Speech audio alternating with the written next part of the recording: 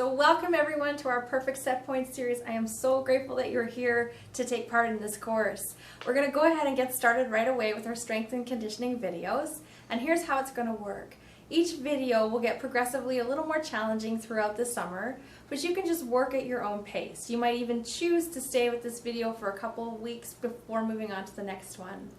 With all the exercises, I'll offer up a level 1 and a level 2 version. So if you're recovering from an injury or you're just getting started, I want you to stay at level 1, and as you get progressively stronger and learn the movements, you can move up to the level 2. If you've been at this for a while, you can go ahead and just do level 2 right away. You want to move your body in a pain-free, click-free, clunk-free range of motion. So you don't want to feel pain while you're doing it, and you shouldn't hear awkward or weird sounds in a motion. If you do so, you just want to back down or maybe wait for the next exercise, and you're welcome to contact me via the private Facebook page, and I can let you know how to modify things to help that work better for your body. I want you to breathe easily throughout this, and I just want you to also have a good time and have fun getting stronger. You do want to challenge yourself, so if you feel like the exercises are becoming easy for you or you're not bringing your heart rate up, then you want to go ahead and challenge yourself by maybe moving a little faster or going up to the level 2 or possibly adding some more weight. We'll be working with free weights for most of the exercises, so you can use some light handheld weights, some dumbbells. Ideally, a 3-pound, a 5-pound, or an 8-pound, or even tin cans work to get started. So we're going to go ahead and get started with our strength and conditioning video 1. Okay, we're going to go ahead and get started with our warm-up. So I just want you to take a moment, just standing. You can have shoes on or shoes off, but I want you to just imagine your feet, whether you're in your shoes or out, and you're going to lift the toes up, spread them apart, and place them back down, and feeling as though you have an arch in your foot from the ball of the foot through to the heel. You want to feel this nice lifted energy coming up the body as though you're getting elongated all the way through to the crown of your head. You're going to take a nice breath in here, inhale, exhale. So we're going to add some motion to that and just starting to inhale as we come up with the shoulder blades and exhale, circling them around. Remembering we're moving in our pain-free, click-free, clunk-free range of motion here. So this is all about the shoulder blade moving on the rib cage. It doesn't have to be a huge motion. It's just about getting mobility in the tissue and the fascia. We're going to add an arm circle to here, so we're going to bring those arms up and overhead and around. So just imagining it's as though you're just growing into the space around you, but you still want to feel like you're consolidated with your joints in the socket. So you want to overreach this right now. It's just a nice, easy, light range of motion. We're going to do 2 more, and then last one. Reversing directions here, so switching, going the other way. Inhaling as you go overhead. Watch as your arms go over that you don't arch your back or stick your ribs out. So this is all about the arm bone moving in its socket. You're going to do 2 more here, and 1 more, and then moving front to back, just getting a nice swing going. You can take a small bend in your knees, just easy arm motion here. Again, just front to back, a little bit of flexion and extension. So you're going to do 2 more. We're just trying to get the blood flowing. 1 more, and then we're going to move to the side. So widening your stance slightly. Here we're going to take our hand up the body, our hand overhead, and slightly towards the ceiling. And then down. So switching, leading with the elbow, following with the hand. So you're going to go about 5 or 6 to each side. You're thinking about opening your side ribs on this side, but as you go into the bend, you want to watch you don't collapse down. So you want to keep tall through the motion. You're going to do 2 more, and then last one. From here, hands can go onto your hips, and we're going to do some small hip circles. So you're thinking about stirring your leg bone in the socket. Again, it's not a huge motion, and you want to be mindful of your low back as you go through. You're just going through some small, easy circles here, getting fluidity going in those hips. Bringing your feet closer together, we're going to go ahead and grab one knee, drawing it in towards your chest. If you feel like balance is an issue here, you can always put your hand on the wall and just do one leg at a time. So you're just switching back and forth if you're on the spot here, keeping the arch in your foot, keeping the length in your spine. We're going to add some circles to that, so circle around and pick it up for last 3 and 2 and your last one here. Bringing your hands to your knees, we're going to do some small circles so your feet and your knees are moving in one direction. So you don't have to keep the feet fully planted on the floor. There is some motion and switching sides. For a few more here, just getting easy motion in the joints. Getting your feet a nice hip distance width apart. You can put your hands onto your hips or your hands onto your thighs. You're going to bend your knees slightly, and we're moving over to the outside of one foot and the inside of the other. Then keeping distance between the knees, you're going to go back and forth, side of the foot to the other side of the foot. So you're warming up your ankles here with a little bit of mobility. So we'll just do a few more.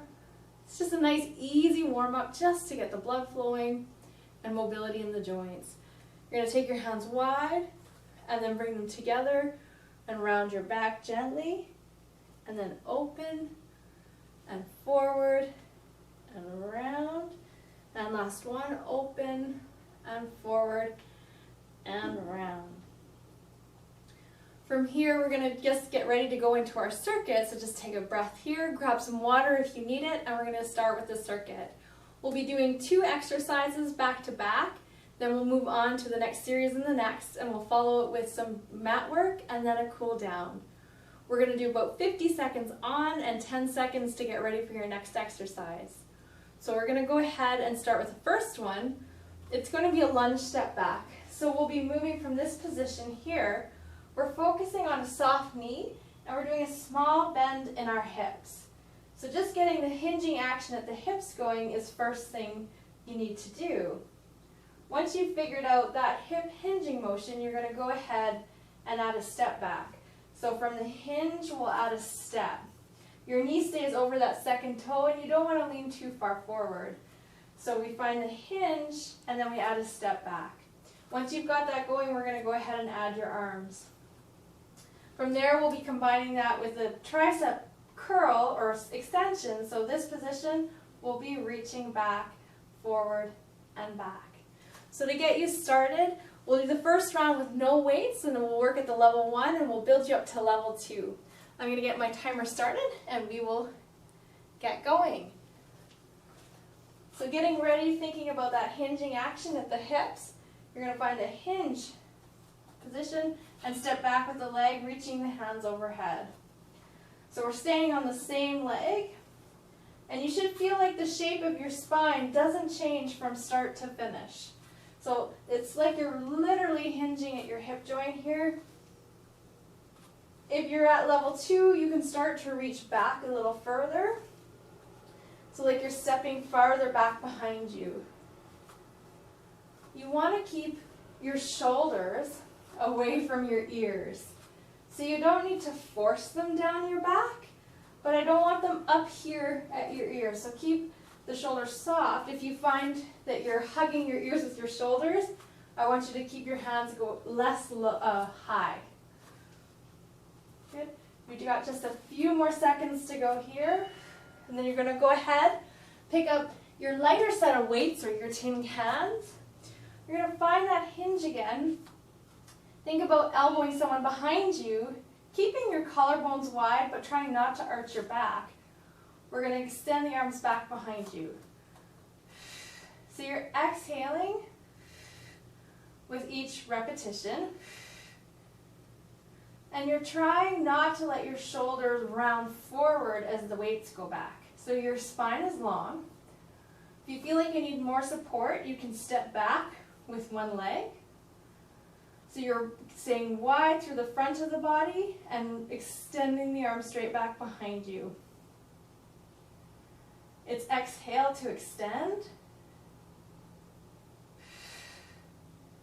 And you've got some awareness around the internal core cylinder, which we will talk about more in another video. Coming back to your first move, you can hang on to the weights for level 2. We'll step back with your other leg this time. So finding our hinge, stepping back. From here, we can do a punch overhead, again watching out for the shoulders. If you've had a shoulder injury or you currently have a rotator cuff issue that you're dealing with, you don't want to use the weights in this particular exercise. So you'll just place them down on the floor.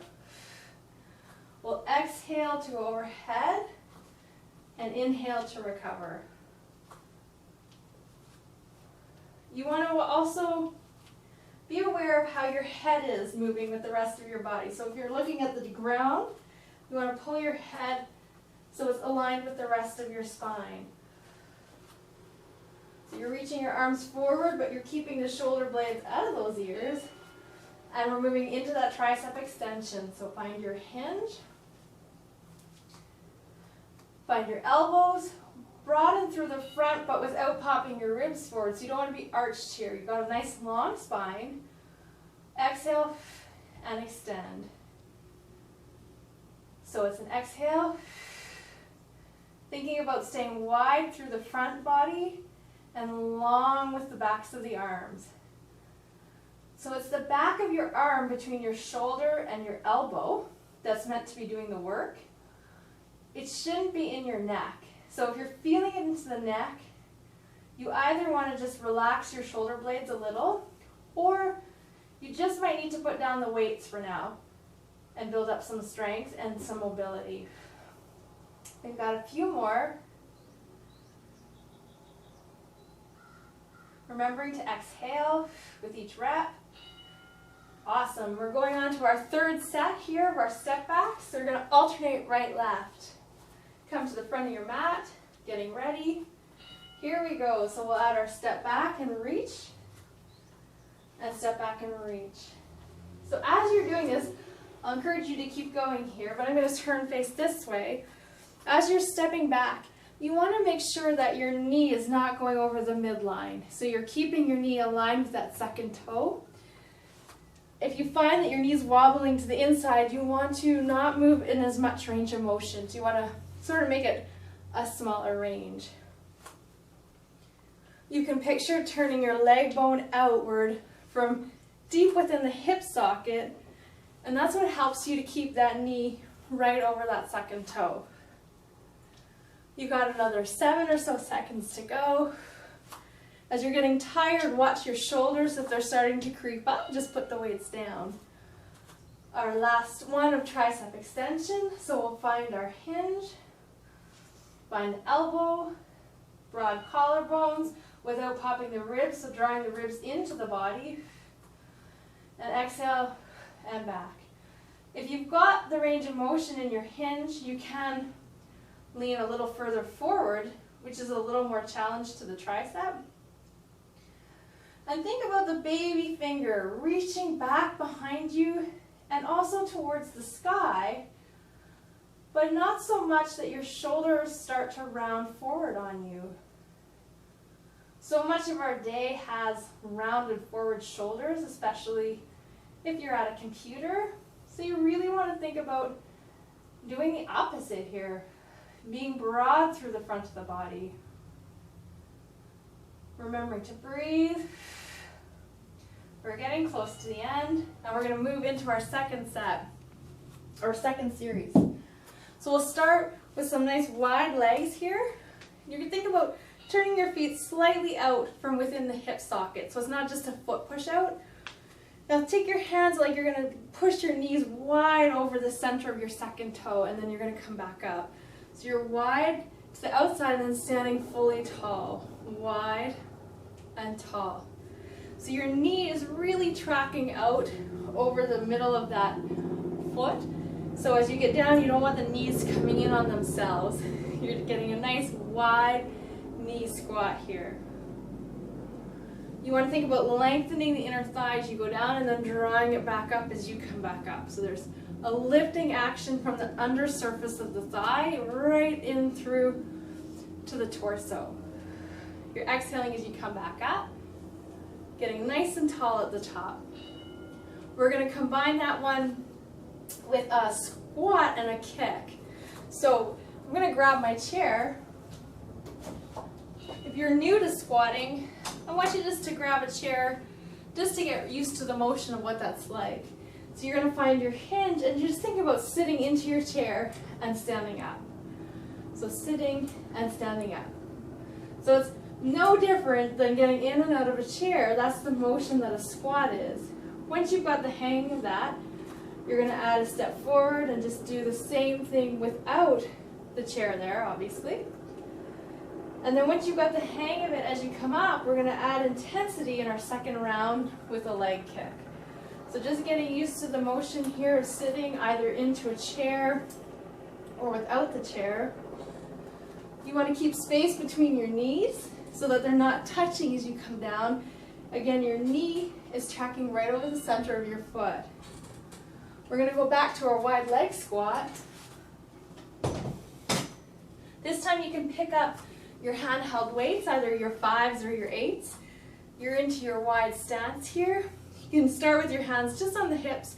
Knees are going wide as you come down and up. So phase 1 of this is adding the weights.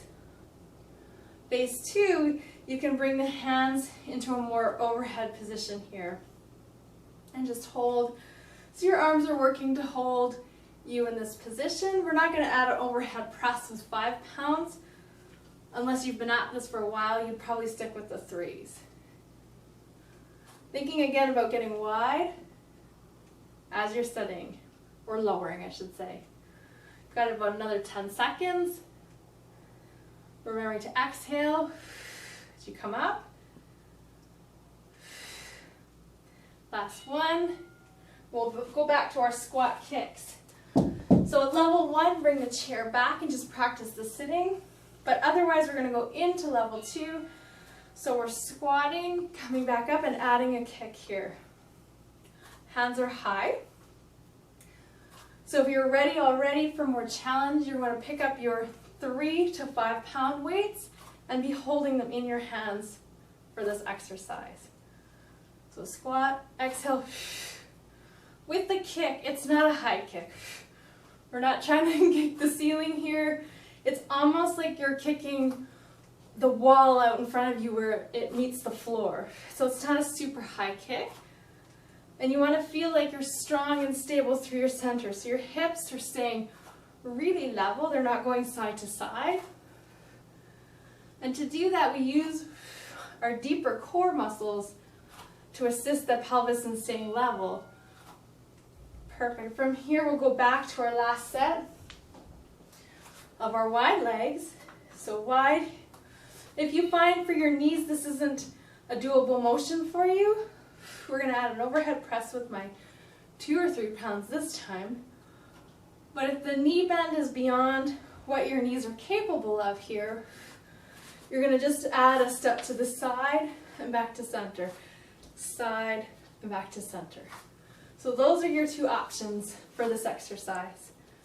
I'll keep going here, back to the squat, overhead press. Again, being mindful as you're going overhead that your body's staying long and tall so that we're not in an arch to lift overhead. We're keeping our ribs connected to our pelvis. And again, we're keeping those shoulders out of the ears. You're almost done here. And we're going back to our last squat kick. So I'll keep the weights in my hands this time. Into this position, so either a chair squat or a squat kick. It's a squat, exhale, kick.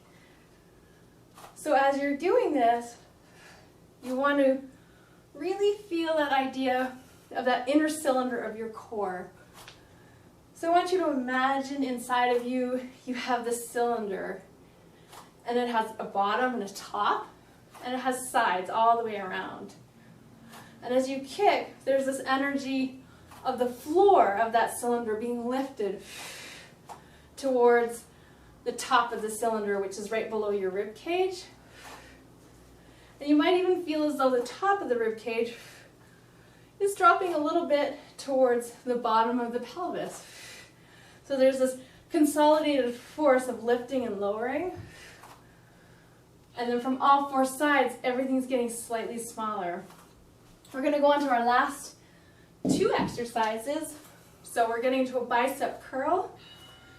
So grabbing a hold, of your lighter weights to get started. Probably for most of you, a 5 or an 8 is fine.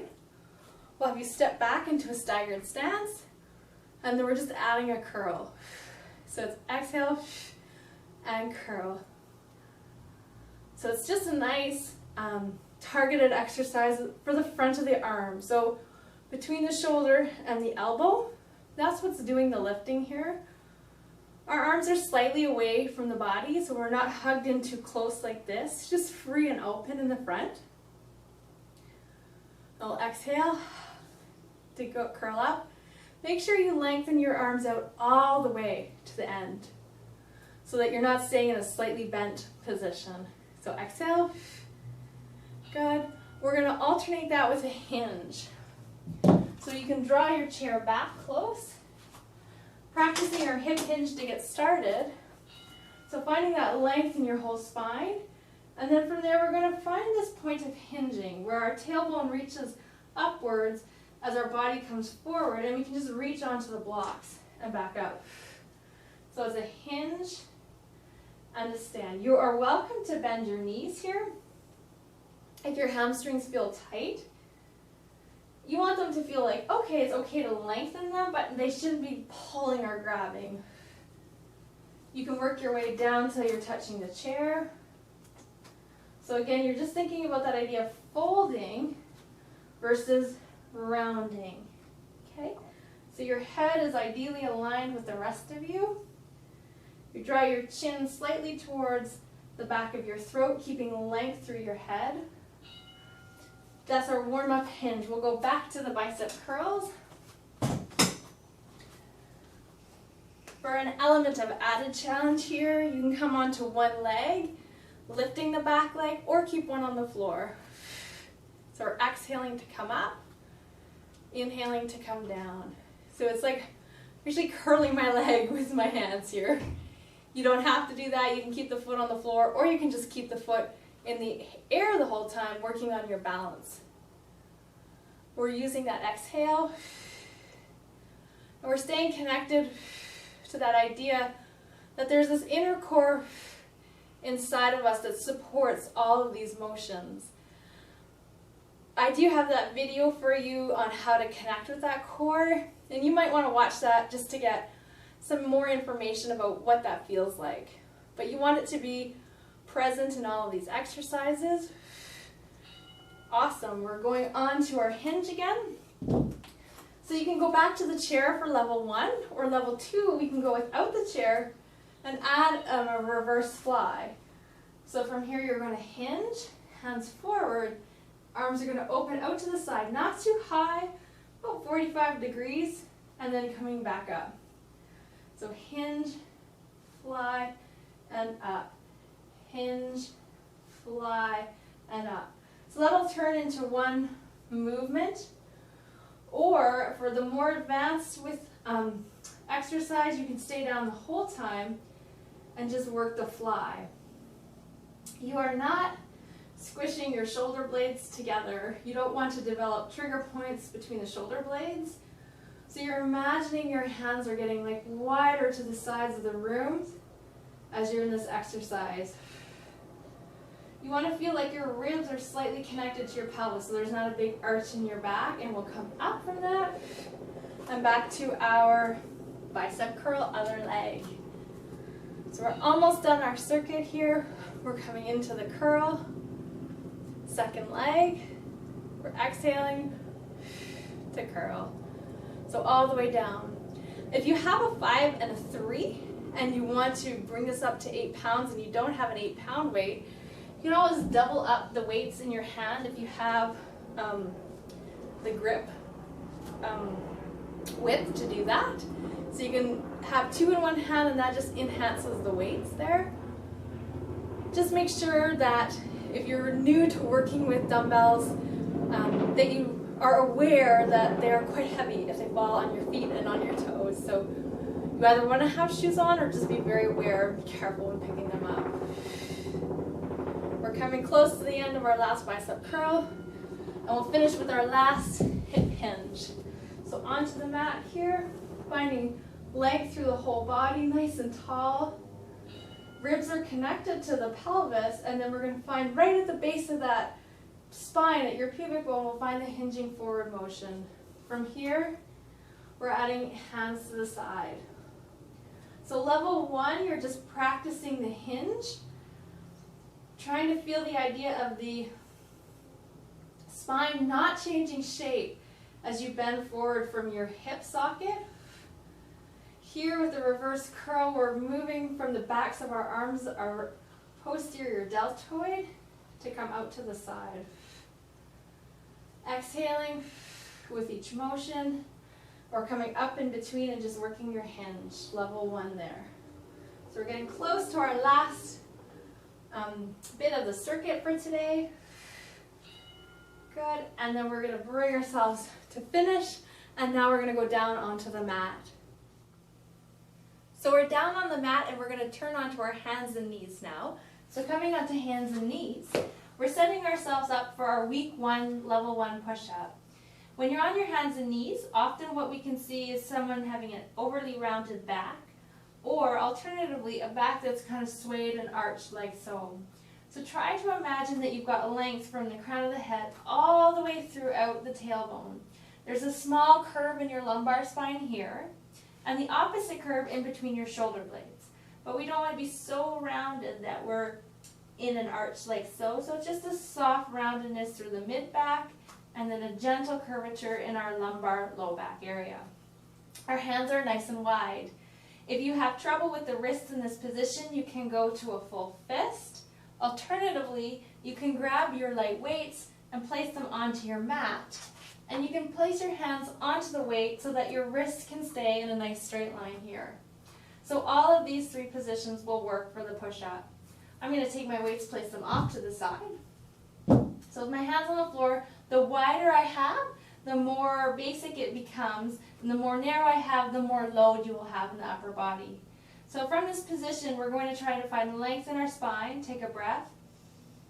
Try to connect with the deep inner cylinder of our core, imagining as though there's a cylinder inside of us that's cinching in from all 4 sides, getting more narrow deep within the waist area.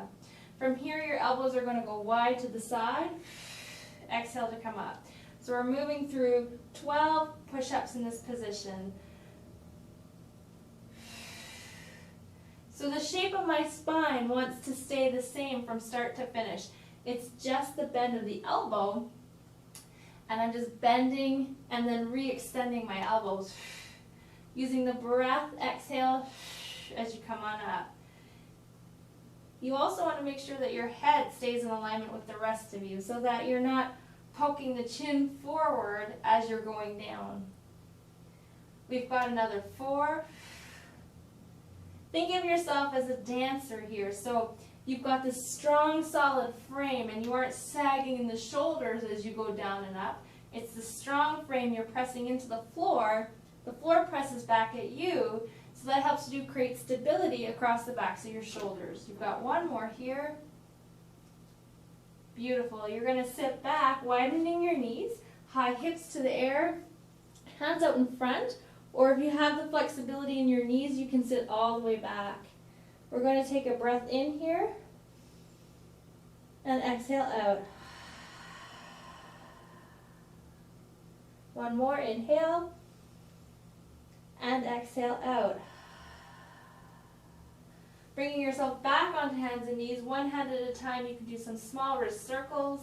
The other hand here just to unlock. We'll try 1 more set here.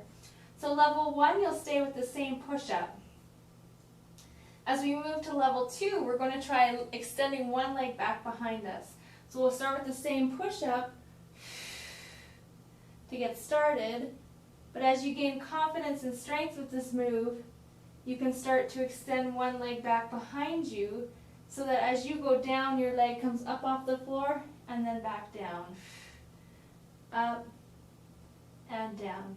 You're keeping lots of length through your body start to finish. You don't want to arch your low back or sag between your shoulder blades. If you need to, bring that second foot back down to the floor for stability, or you're going to switch to the other side. Last 5 and 4 Last 3. Level 1, both knees on the floor. And last 1. And you're done. Go ahead, sit back into a nice gentle stretch.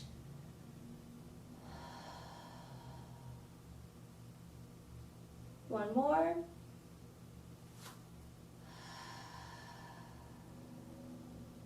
And then we'll come down onto our stomach. So let's turn to our side and then slide down and onto the stomach. To finish, I want you to imagine you're getting long and tall, especially through this low back. It's very easy to sort of sag and arch your low back in this position. So you're not tucking your tailbone under, but do imagine that you're getting length through your low back, creating spaciousness through here. It's as though the fronts of your thighs are just gently reaching back out behind you or gently into the floor as well. You don't want to feel too much gripping in the buttock here, so it's just a light opening. Your hands are going to go to the side. Your head is hovering just off of the floor, and there's lots of length, so you don't want to be in a back bend of the neck, but just lots of length there. If you need to, you can place your forehead on a towel where my hand is here to support the head. So keeping that spaciousness through the low back, we're going to bring our hands to this position.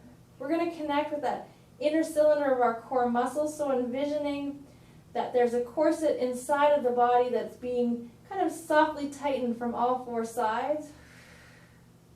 And then from that position here, connecting to the base of the shoulder blade, we'll exhale and just lift the hands. We're going to do 10 lifts here. So easy up, easy down. Lots of length through the head. Stay connected to the core, the lengthening through your low back. Thinking about your feet softly planting into the mat. Softening the buttock if it feels like it's gripping. And if you feel as though this is going into your lower back, it may mean that you just need some more work on strengthening the core muscles. So in the interim, you can place a pillow underneath your stomach to allow a little bit of support for the motion. You're going to go last 2, and then last 1, and down. Take a breath, and out. And from here, we're going to turn over onto our back. So coming onto our back, all the way down onto the mat. We're going to hug one knee into our chest. Take a breath there. As you float the second leg up, we're going to gently sway side to side. So this is like a gentle massage for the very base of your spine, just a gentle unlocking here. Then grabbing the left knee, we'll extend the right leg out. So as you extend the leg, you want to make sure that your back isn't going into an arch. So you're keeping length through the spine without smushing it into the mat. And you're just extending the leg out. If you feel like there's too much pull on the front of your thigh here, go ahead and place a pillow underneath the thigh, and that will allow you to just soften the leg into the stretch through the front. Taking a breath in here, and exhaling out. You're going to take that leg bone slightly across the body, keeping the left hip on the mat, and from here, take your left hand out to the side and turn to gaze towards that hand. So this is a gentle hip stretch for the outer left side. Taking a breath in here. And one more. Come back through center. You're going to bend the knee, bring the right knee to chest, extend the left leg out. Again, be mindful that you're not arching the back here, just extending the leg slowly over time. Taking a breath.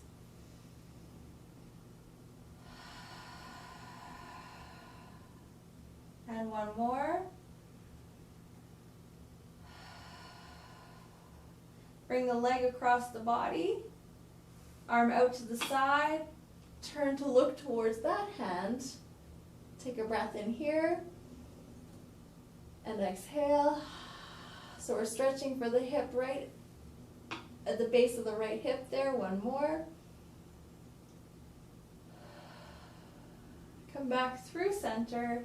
Drawing the knee back towards the chest, rocking back side to side one last time. We're turning onto your side and coming up into sitting. So that ends our week 1 strength and conditioning series. We'll be moving on to week 2. We'll ramp up the exercises slightly, but know that there will always be a level 1 and a level 2. So just pace yourself, and you can always come back to week 1 again in the next week, and when you're ready, move on to week 2. So it's been great working out with you today. Have a great week, and we'll see you next week.